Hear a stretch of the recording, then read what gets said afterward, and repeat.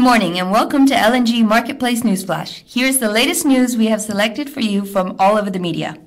The top story of the week is China's announcement that it will raise tariffs on US LNG to 25% from the previous 10% as a part of retaliation to the US raising tariffs on Chinese goods. When the trade war started, China was the third biggest purchaser of US LNG shipments, while this year it is not even in the top 15. This is according to Houston Chronicle and Kallanish Energy. Next, a few headlines refer to Anadarko's takeover by Occidental. Firstly, we know already the date when Anadarko plans to take the final investment decision on its Mozambique LNG project. It is June 18th, as stated in S&P Global Platts. We also found out that Anadarko's Mozambique LNG has secured recently long-term supply deal with two important Asian buyers, Japan's JERA and CPC Corporation from Taiwan. At the moment, Mozambique's portfolio of long-term sales include 4 of the top 5 LNG importing markets: Japan, China, Taiwan, India, with only South Korea missing from the list, as we read on Finance Yahoo and S&P Global Platts. On Fortune.com, we read that the main winner in Anadarko's takeover is not Occidental, but Total. This is because, as the French energy giant has signed a deal to buy Anadarko's African project once the takeover goes through, which will give them an opportunity to cement its position in Africa.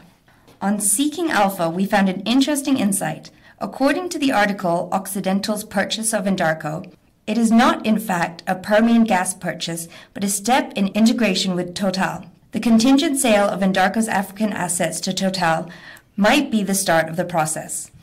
We all ask if Occidental's overpaid the deal. An interesting comment comes from ConocoPhillips CEO. According to his words, the big corporate mergers and acquisitions that require very large premiums are frequently destructive to value and returns. The entire story about this can be read on Channel News Asia. And to conclude with this topic, the World Oil website comes up with a list of companies that Chevron's $1 billion termination fee could be used to buy instead of Anadarko.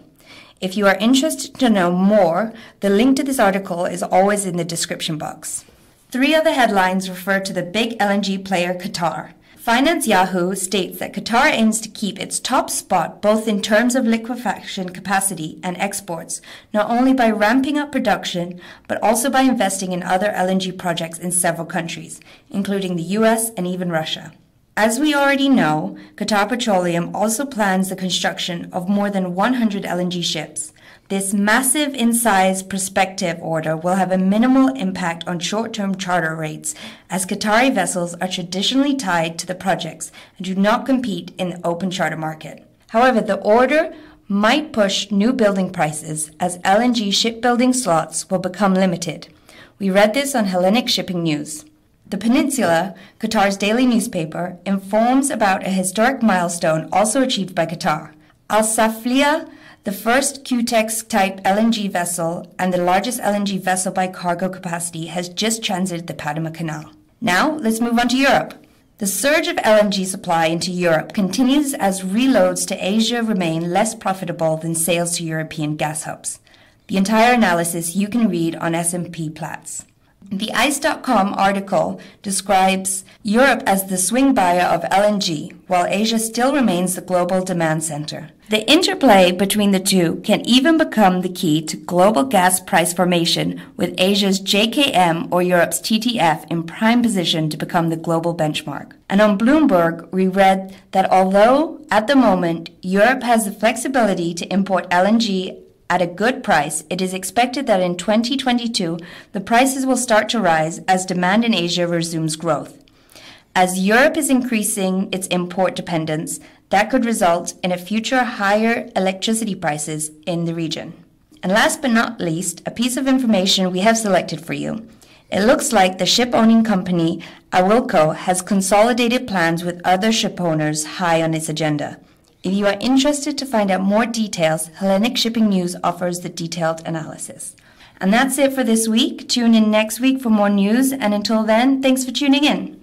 If you do not want to miss any of our podcast episodes of the weekly News Flash, remember to subscribe via our website or directly to our channels, including YouTube, iTunes, Android, podcasts, RSS, and SoundCloud.